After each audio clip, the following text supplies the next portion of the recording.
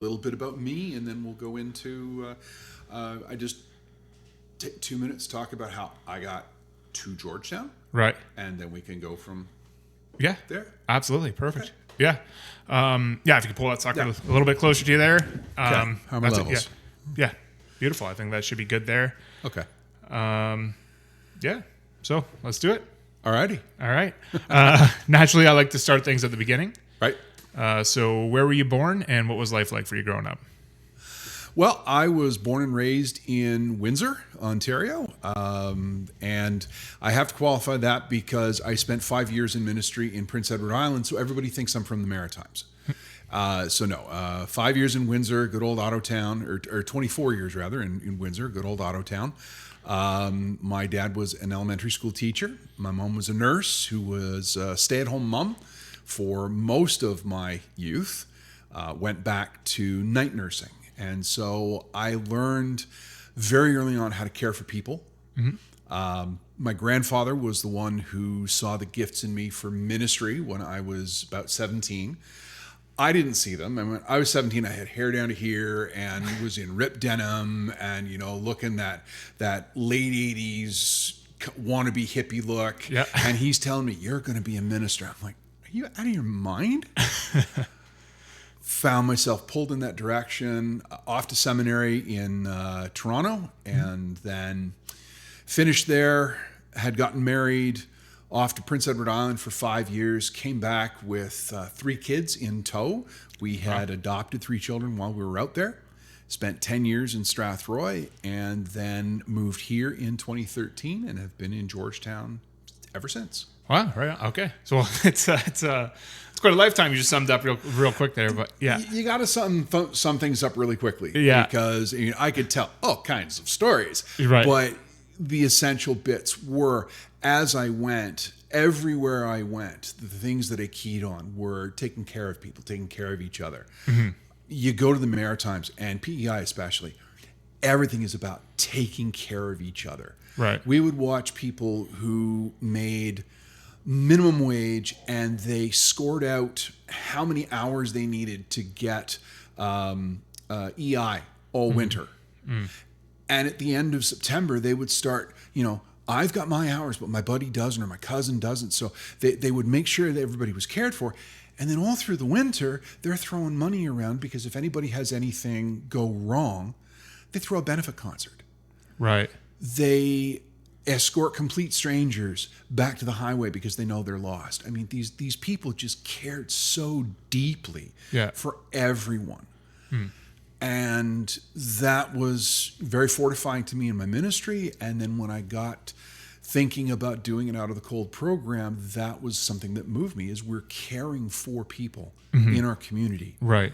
Yeah, truly a community. Yeah, absolutely. Unfortunately, I feel like you maybe kind of see less and less of that these days. So I don't know. I from my experience anyway, but it's great to see programs like what you're doing, and we're actually seeing an amazing amount of feedback, right? Positive feedback that we are doing the program. Mm-hmm. We always have people that want to help out. Okay. Always have people that want to give us something or share something, and it's great. I mean, we field multiple phone calls a week. Hey, can you use this? Can you use that? So many things we've got to say no to because we've got so many already.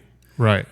We had somebody give us 47 pillows one day, but we're getting a bit ahead of ourselves there. Right. So. Yeah. Okay. So so as you've mentioned, you've kind of established this program Out of the Cold.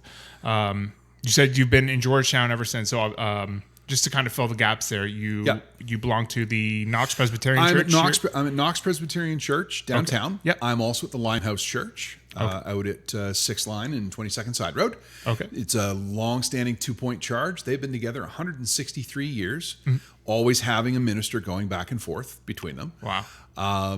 And when I came in 2013, nothing has happened to change that. Right. And I love working with both sets of people. Mm-hmm. It's town folk and country folk in some way. And I've worked with, even in Prince Edward Island, I had the church that was in the town and I had the church that was in the country. And they're very different flavors of people, but they care. Right. They care for their community. They care for those who are around them, and they want to serve them and love them in the name of God, Right. which is what it's all about. Right. Beautiful. That's the name of the game. It's what you're doing, right? It is. So yeah, it is, yeah. absolutely. Right. Amazing. Okay, so through the church now, as we've just touched on, so you've started this program, Out of the Cold. Why don't you explain a little bit about how that came to be, like how maybe you first noticed the need for this, and then how it grew from there? Well, I'm going to step back a bit in time. Please. Out of the Cold started in 1987 in downtown Toronto. Okay. What had happened was there was a high school, a Catholic high school, St. Michael's College School. They had a number of homeless folks that were in their area. And they befriended them. But I mean, this was a private school. I mean, the kids are all in uniforms and they pay tuition. I mean, it's one of those high-end schools. So for them, seeing homeless people, they just, they reached out to them. They befriended them. They'd give them money, things like that. They come in the winter of 87, and it had been a particularly cold night. One of the guys that they would talk to fairly regularly had pulled up into the main entrance of the school and froze to death. Jeez. So there he is, dead on the steps when the teachers and the students start coming in the morning. And the students said, this can't be allowed to happen. Right. We've got to do something. So they put it on their teachers. Help us do something for these people, because obviously not enough is being done. So the teachers got together with other large worship facilities that were in downtown Toronto and said, hey, we've got an idea of something we can do. We'll do one night a week through the winter. So, St. Andrew's Church on King Street, you'll do every Thursday night. And so every Thursday night through the winter, St. Andrew's Church would put on a hot meal for as many people as they could run through their doors. They would give the first however many, I'm not sure what their numbers were, they'd give them a ticket. And at 10:30, they could come back and they'd get a mattress and they'd get a corner and they'd get to sleep inside for the night. You had 6 churches and a synagogue. And it was anywhere between, I think, 40 was the smallest and the largest was about 110, 120.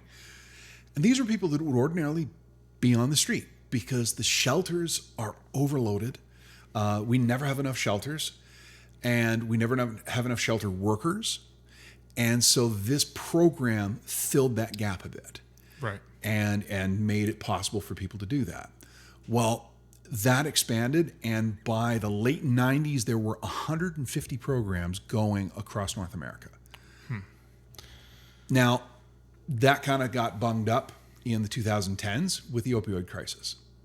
Okay. Because you started having more violence creep into the people that were coming in overnight, because you had people that were on the street, not just your, I don't want to call them standard, but what you think of as a homeless person is someone who has, poverty issues, mental issues. Well, you started to get the people that were on the street because of hard drug issues. And they were fighting amongst themselves, and the volunteers were starting to go, whoa, no, I'm not volunteering anymore. So a lot of programs have cut back, and they don't do the overnights anymore. Right. A lot of other cities, pardon me, a lot of other cities have cut back. Rather than rotating between churches, they pick one site, and that's where people come to eat.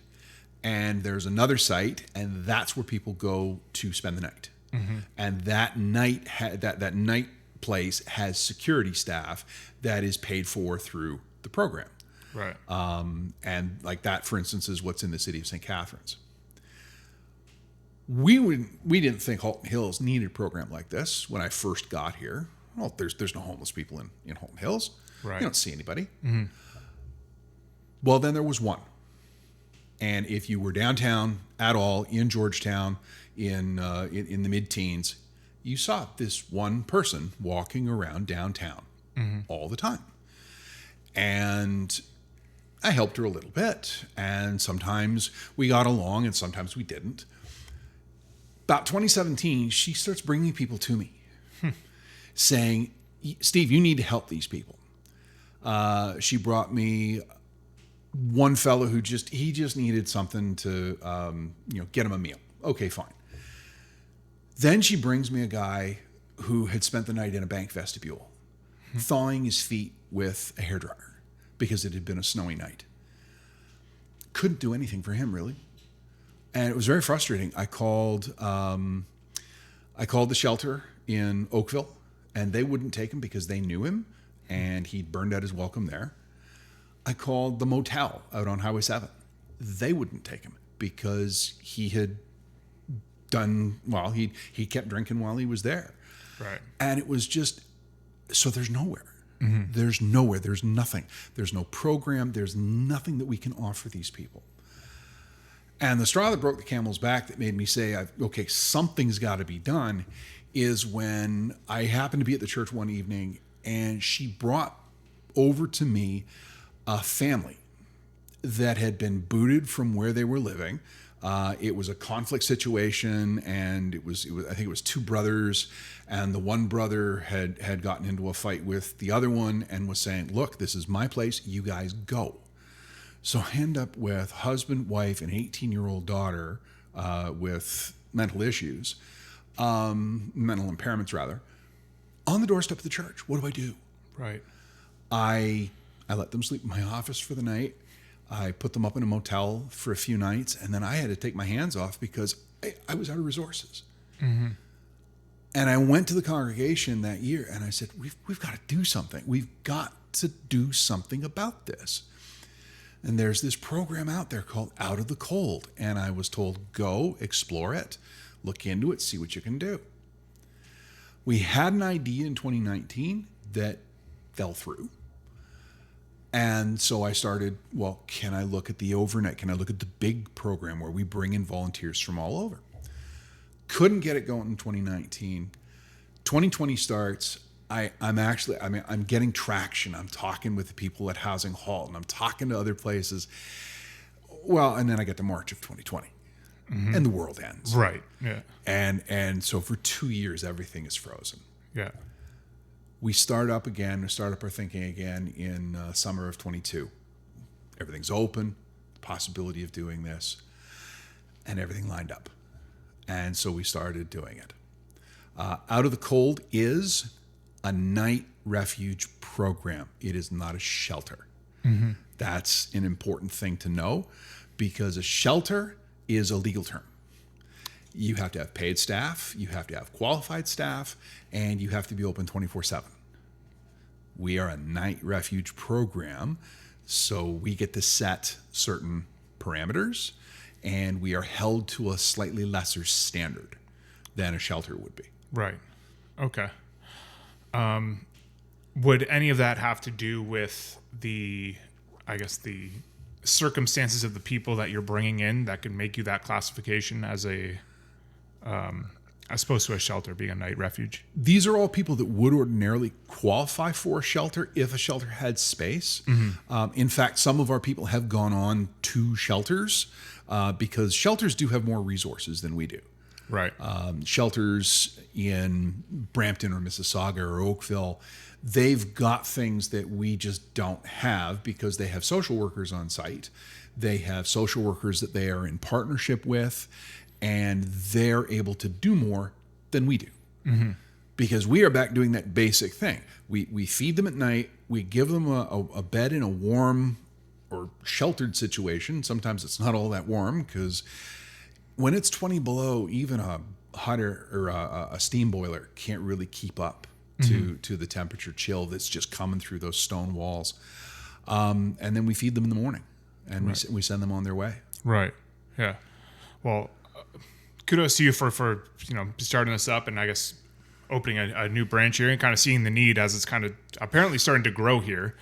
It is. Yeah, I know you said so. I mean, we're just getting into the beginning of winter now. You said you're already quite busy. We were talking a little bit before we started recording here, but yeah, I guess you had a busy night last night, almost at capacity already. And we have a capacity just based on the fact that we run in teams of 2 or 3. Mm-hmm. Our overnight team last night, which was my wife and myself, we had 7 people that we were looking over. Right. And if we get to 8, realistically, we should be looking at bringing in a 3rd volunteer. Mm-hmm. It's really hard to get volunteers for that overnight shift. Right. It just is, because it's backing up a little bit. We do an evening shift where that's where you're feeding them. You're feeding them, you're sitting with them, you're talking with them, you're getting to know them. It's a lot of direct contact.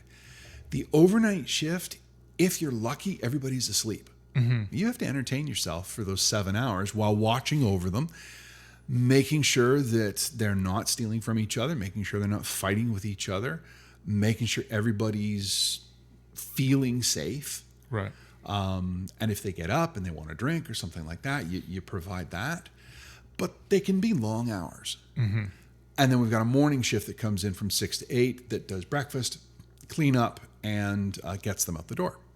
Right. And that long night shift, it's tricky to fill. Right. Yeah. And But just the hours are obviously not ideal for a lot of people in their day-to-day lives as well. Absolutely right? not. Absolutely not. Like I'm running on 3 hours sleep here. Right. Because I got home, I got 3 hours of sleep. I had a service at the hospital at 11 o'clock this morning, a regular worship service there. And it's just a case of, okay, I know how the rest of my day's got to play out. But I'm going to bed early tonight. Right. But people don't have that option if they're working Monday to Friday, 9 to 5. Unless you're an early riser, like if you're an early riser, you'll come in for our 6 o'clock shift. We've got a couple people that I get up at 5 o'clock in the morning every day. Coming in's nothing for me. Great. Right. It's not often we get the night owls. I miss one of our night owls, one of the guys who was helping me. I'm not going to name him, but there are some people who are going to watch this who will know who I'm talking about. He was a pilot for years. Okay. Yeah. And so flying through the night was just, second nature to him. And we'd come in and do a night shift together, and he'd ask me about theology. I'd ask him about what it was to be a pilot and where he'd flown, and the time would just go. Right. And when we didn't talk to each other, I'm doing work, he's reading a book, and we were very comfortable in each other's presence. Sure. But you've got to be that kind of, I can be comfortable and sit for several hours right. kind of person. Yeah. And if you're out there, we'd love to have you. We'd love to have you. Right on, yeah. Well, if nothing else, you're going to make friends. I mean, that's probably the best way to get to know somebody is when you're in a situation like that for 7-8 hours or whatever overnight, right? Absolutely. You're going to get to know each other pretty quick, I guess. Yeah. No, that's great. Can you tell me a little bit more about, so the service you offer is basically, you say, an overnight refuge. So you're supplying shelter, food, just a place to lay down. Is there any more on that? Could you expand on that at all? Or just kind of like, do you have any other like programs that you're offering through Out of the Cold? Or we've had an expansion. We now offer hot meals, and this is like big level hot meals on Tuesdays and Thursday nights. From 6:30 to 7:30. It goes back to 6 to 7 when we're not in actual program months. And that's called our community table. And it's for the folks who might be coming in overnight. It's also reaching out to some of the lonely folks, food insecure folks. We never have a truly large group that comes out, but everybody that comes out enjoys the fact that, hey, tonight it's meatloaf, or it's some nights it's even as simple as pizza, or they had ham and scalloped potatoes the other night. And it's stuff that you're not gonna make yourself if you're a lonely individual. Right. It's stuff that you can't provide for yourself if you're on the street. And yet it's those meals that you remember, like Sundays at grandma's. Like, we've had roast beef, we've had ham, we've had chicken. And it's the stuff that you don't usually get because these folks are used to cramming in fast food calories, right? Getting junk because it's cheap. It's something that they can, fill themselves up on, and so to give them real food, is a tremendous blessing, right? So we have a team that takes care of those meals, and we have a logistics team that makes sure that they have the things to make those. And getting back to the community involvement, this is one of the things that we get requests for is things like, hey, can I make a casserole? Can I make this? Can I make that? And bring it in and have the people eat it. And we have to say no for a couple of reasons. Right. One, Knox has a certified kitchen. Like, we have a health inspected kitchen. Right. So our facilities are inspected and have been given a thumbs up by the region. And the other thing is, if it got out that we were taking casseroles, we'd get 11 of them. It's happened before. Right. Did you ever see Come From Away? About Gander, Newfoundland on 9/11. There's a song. Okay. There's a song where they're getting ready for everybody to come. Yeah. And the CBC announcer at the very beginning of the song says, "Okay, if you've got toilet paper, bring it to the Lions Club." And about a minute and a half later, she says, "For the love of God, stop bringing toilet paper to the Lions Club." Right. We've had that happen. We put out a call for pillows and got 47 pillows dropped off. We put out a call for blankets. Air Canada heard that we needed blankets and gave us 50 of their little passenger blankets that couldn't go in the air. They had bad stitching or something like that, but they were perfectly good blankets. We got sleeping bags. At one point we had over a dozen sleeping bags, and we've given them out. Right. Because, when our folks are going out for the spring, they're like, "Wait, I don't have a good sleeping bag." Well, here you go. Right. We had one donated. Right. We're working with our logistics team to make sure that we are specifically asking for things that we actually need.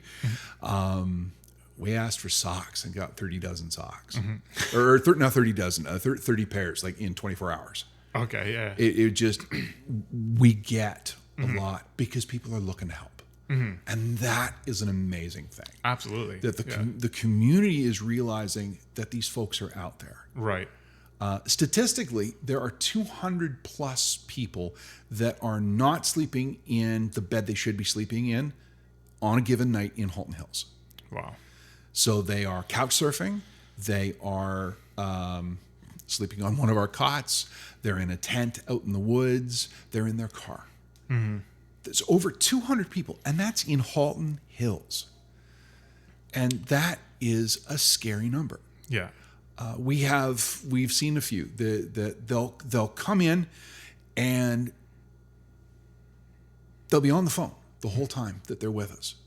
90 minutes later, I got a place for the night. We're going there. And it's like, okay, great. Right. Because they're obviously going to be more comfortable at a friend's place. Sure. But they know we're there. Right. They know we're there, and if we've got volunteers, we're open. The saddest thing are the nights when we don't have enough volunteers. Right. And we have to say, no, we're not open. Right. And we have a couple nights in the week when that's hard. Saturday nights can be tough, especially before Christmas, because Saturdays people are going to Christmas parties. Right. Sure. We found once we got into the new year in the last season, that went away. We had a lot of people that were like, Saturday nights, I got nothing going on Saturday night in February. Right. So in they'd come. We had 2 stretches last year. We were open 28 nights in a row one time and 29, I think, in the other. And in doing that, we served 36 different individuals last year. Most of them stayed for a minimum of 5 to 10 nights. Some only stayed for 1. Some stayed for months. Yeah. And then we have the success stories. Yeah. We have success stories. We have the ones who get off the street. Amazing. We have the ones who get an apartment. Right. Get a job. We had a fellow stayed with us last January, and he was staying with us, and he was really nice. And about a week before the end of the month, he pulls me aside, and he says, "Can you pray for me? Because I've got first and last together. I've got a job interview on Monday. My family has said that I can come and stay at their place. They haven't let me stay at their place for 3 years. Wow. I can stay at their place until my job and my apartment come in at the beginning of the month. Thank you for letting me be here." Right. And we tell that story to ourselves and among ourselves, because that's That's why we're here. Right. We're here to get them to tomorrow. And what will tomorrow be? Mm-hmm.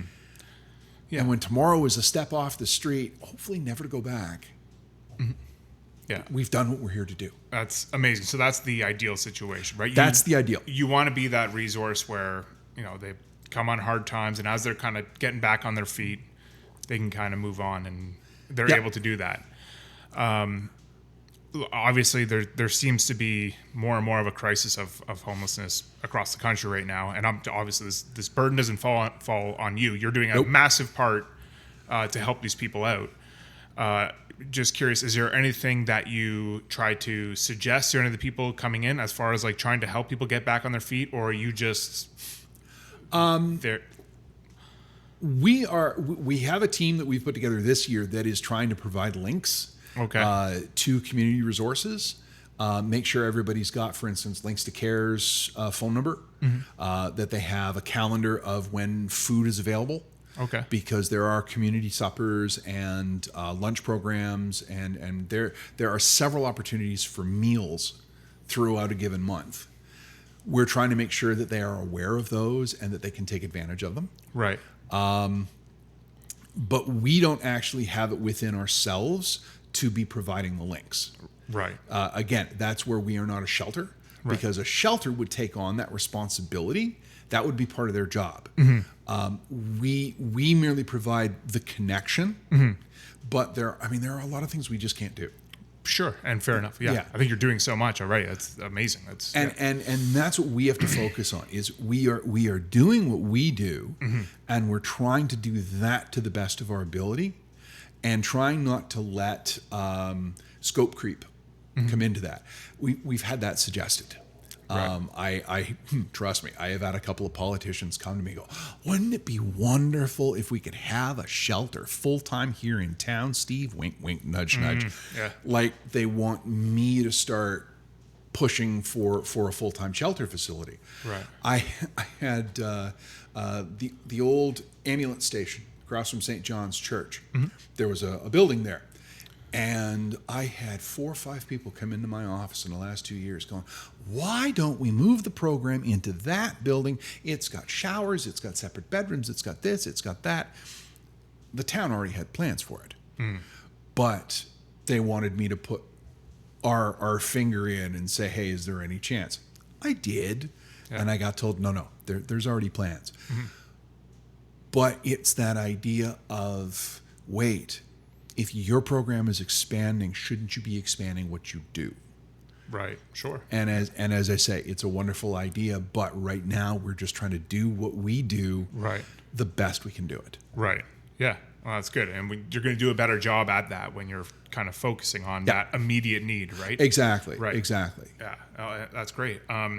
So you mentioned you have these logistics teams that help you get the supplies, and you have teams who are, help preparing the food. And so how big exactly is kind of the operation through all your volunteers and everything and your teams? And through all the volunteers, we have roughly 50 people. Okay. Wow. Currently. Yeah. We always, every season we lose a few and we gain a few. Sure. And we get some people that tried different things on for size, and that's always cool.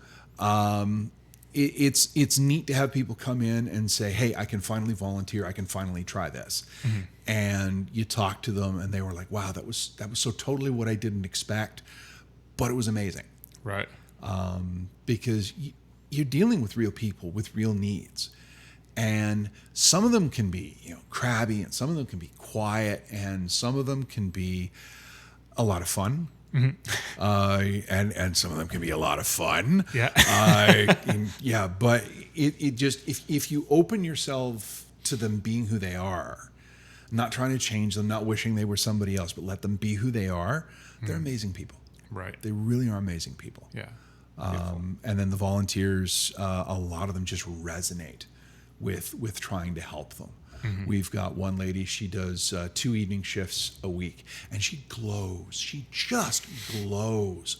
There is nothing that makes this woman lose her mind about anything that anybody does. And what was funny was she had an incident last year. She had a small injury, and it was on her face. And the guests got so concerned for her because it was in a place that looked like it could have been punched. Oh, yikes! Yeah. And then, who hit you? Who hit you? We will take care of him, because they had grown so fond of her. Mm-hmm. And it was just this wow moment when you realize how deep the connections have formed. Right.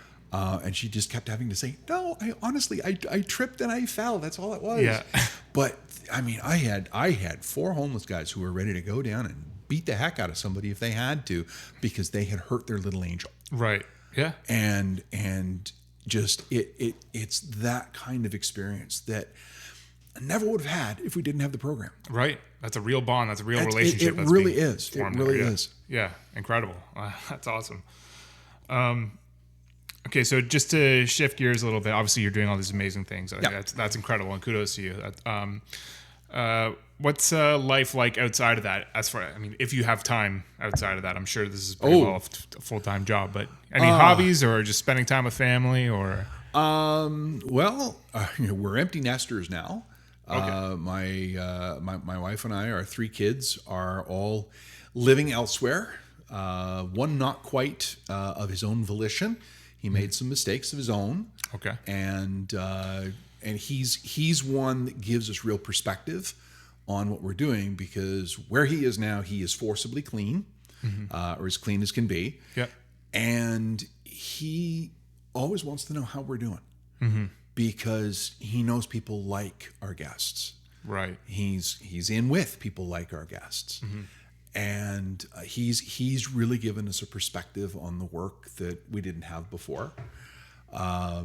Our older boy's a construction worker, and our daughter got married last year, is expecting our first grandchild. So that's some exciting and interesting times that we're navigating. Changes in life. Congratulations! Well, thank you. Yeah. Thank you. Very good.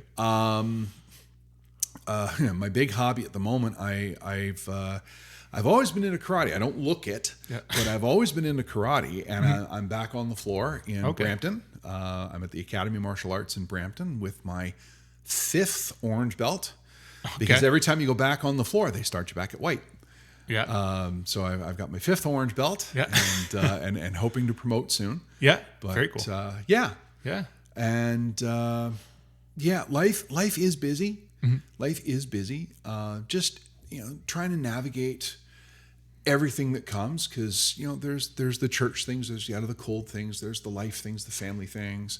I took a sabbatical this summer because a lot of things had built up.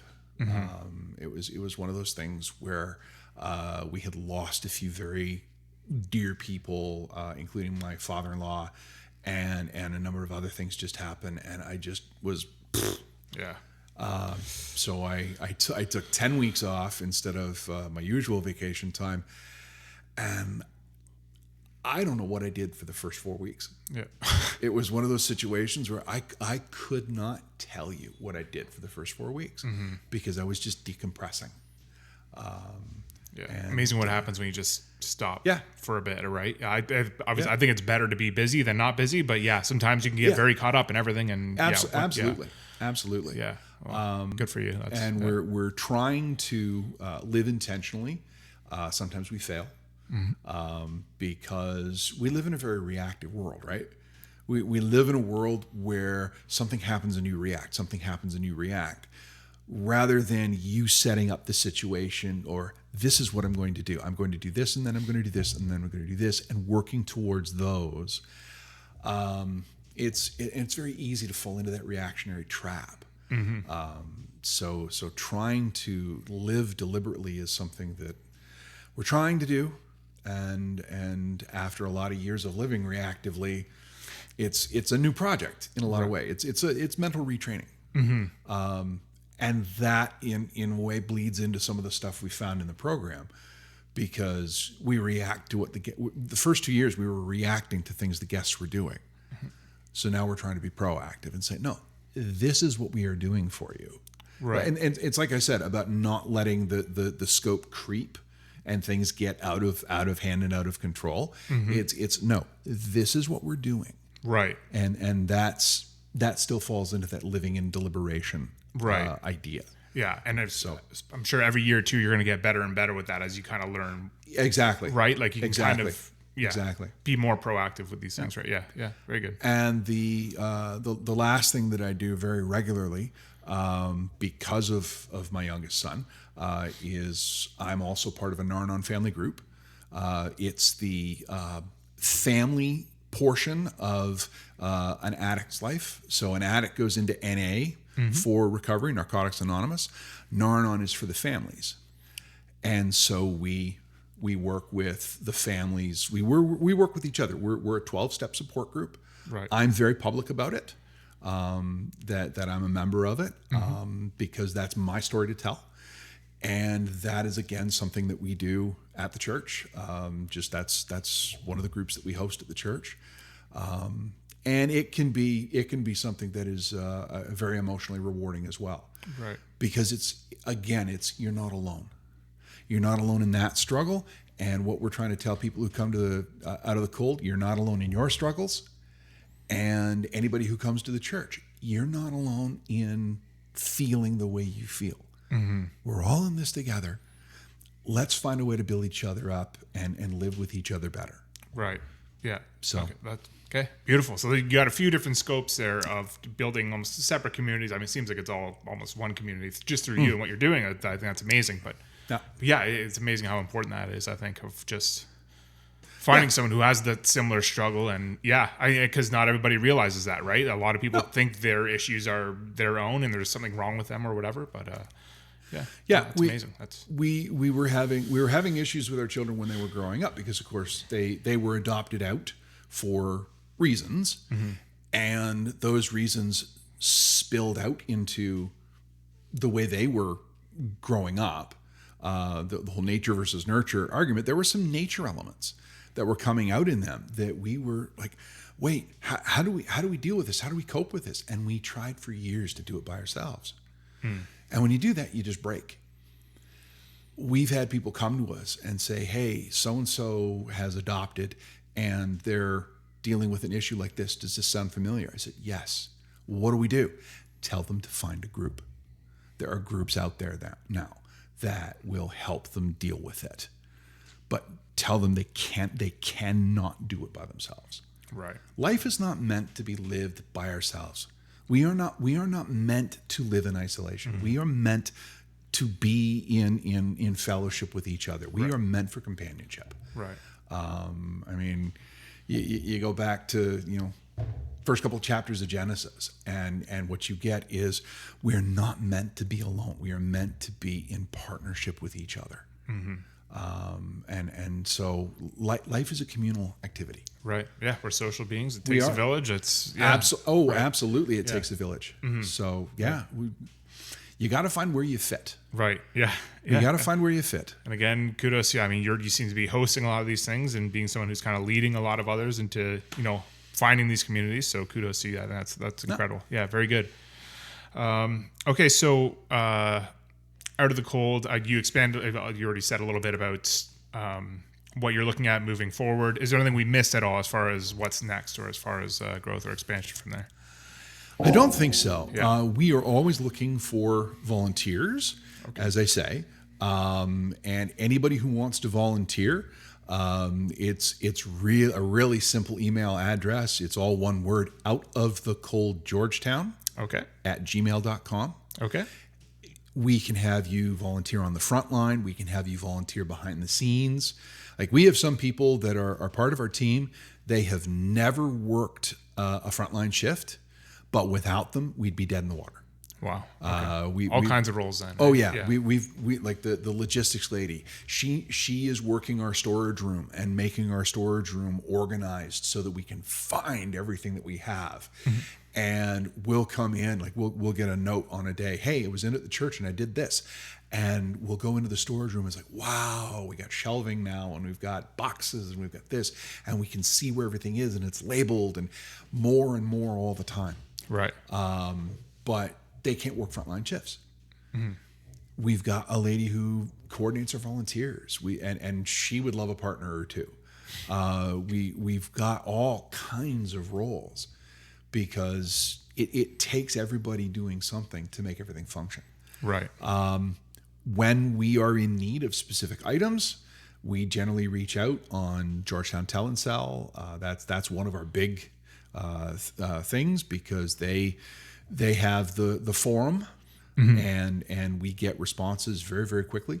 And we're tapping into the outreach where we can. I'm very grateful for this opportunity to come and talk to you today about it. Yeah, because I can talk about the program for hours.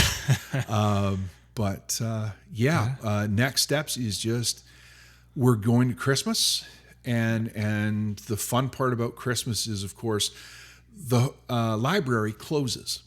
The library operates as the warming center. Okay. So if people are without power, say, or without shelter, and they need to come somewhere to get warm, it's always out there. We'll go to the library. The library is a designated warming center. Mm-hmm. The library is closed Christmas Day and Boxing Day.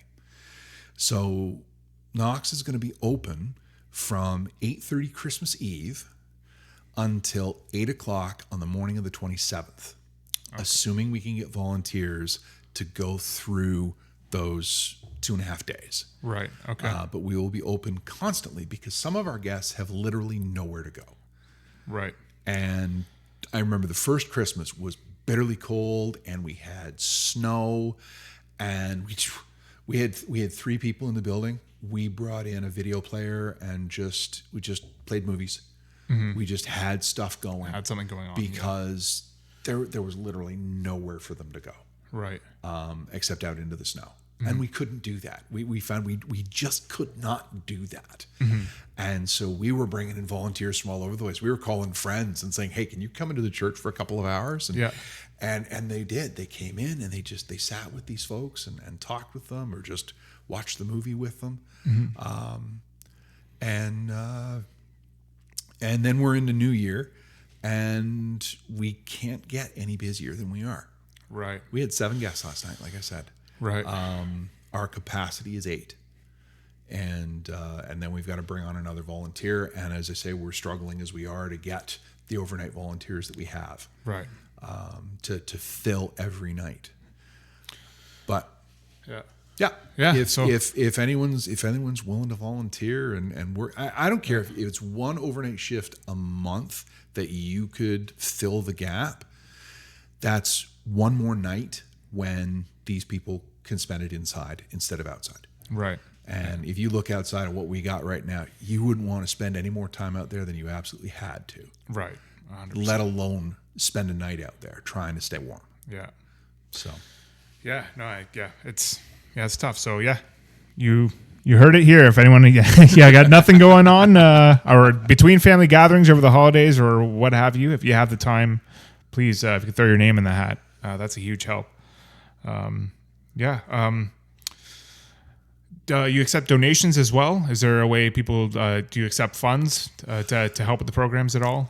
We are accepting funds. We've got some really good grants this year. Okay. We've been really blessed with a couple of grant programs. Mm-hmm. So one of the things we're doing with our grant funds is we're actually remodeling the kitchen at the church a bit. Okay. Upgrading a lot of equipment and doing things a little more expanded that way, because we've been cranking out a lot of food. Mm-hmm. And so we need more fridge space, freezer space, and a dishwasher. We're getting a high-speed dishwasher. So that's what that's going into. We'll take donations. It's one of those things where we'll take them, but right now, honestly, if people have funds to give, find another venue. I would direct people to like Links to Care or the Salvation Army, because I know they're also frontline service, mm-hmm. But they're frontline service during the day. Okay. They're frontline service to actually take what we do and take our clients away, take our guests away. Right. And we would love to have a night when we open our doors and nobody comes. Right. You want to get people to the next step. We want to get people to the next step. Right. And so, like I say, the Salvation Army, Links to Care, organizations like that, they are working to get people off the street, where we're just trying to get them to tomorrow. Right. That's what we say. Our mandate is get them to tomorrow. Mm-hmm. and hopefully then the other programs can get them off the street into housing, into better living situations, because right now they are in absolute crisis. And we love the fact that we're there, but we honestly would rather that we didn't need to be. Right. Yeah, that's the end goal. Work ourselves out of a job. Yeah. Work ourselves out of a job. Yeah. Yeah. Okay. Final thoughts. Anything you might want to say to anyone who happens to be listening or checking in on today? I'd say thank you to everybody who has given us anything already. Thank everybody for the positive energy and the prayers, because this is a program that a lot of people could get quite upset about, because they're not normal everyday people. I mean, we're dealing with broken people, and we have several folks that have recognized that have spoken to us. And they say, yeah, we understand that you're not dealing with people that respond to logic, but you're loving them, and I want to be able to help somehow, some way. And ask the question, we'll find what you can do. Right. And you can always help for us. There was a friend of ours who moved away. He was the director of Community Unity for a number of years. And his biggest thing on any greeting is, have I got a job for you? Mm-hmm. We've always got something. We've always got a spot for everybody. And whether we're helping 1 or 2 or 7 or, like I say, we've helped 41 different people. It was 41 at the end of season 2, and we have had 5 newcomers this year already. And we know our numbers, the number of people that we're going to help is only going to grow. Mm-hmm. And I am very thankful, and I will say this, I am very thankful for the Halton Police Social Services branch. Okay. There's the Community Services Officer, and there's also the Complex Services Navigator out of Oakville, and they help people who are in the situations that our guests are in. We call them our guests, and we're very intentional about that. Right. These are people who often get the cops called on them, but it's not a police matter. Mm-hmm. It's a social services matter or an assistance matter. And we'll get the police come to our door. They've come to our door in the middle of the night, and they said, hey, is so-and-so here? Yeah. Good. We've got some help lined up for them. Wow. And they'll go down and they'll say, hey, we're going to come by. Our brother officers are going to come by 8 o'clock in the morning. We're going to pick you up, and we've got this. Yeah. And it's very heartwarming to know we're part of a machine. Mm-hmm. We're not operating in a vacuum. We're part of a machine. So come and be part of something that's larger than yourself. Right. That's my final thought. Yeah. Beautiful. I love it. I think that's a great way to end it. All right. All righty. Yeah. Thank you so much for being here and sharing your story and sharing what you're doing. I think it's amazing. Yes, hopefully a few people can check this out and are able to help you out, because obviously the need is there. And Well, thanks for having me here. Yeah, of course. Thanks a lot, Steve. Appreciate it. All right.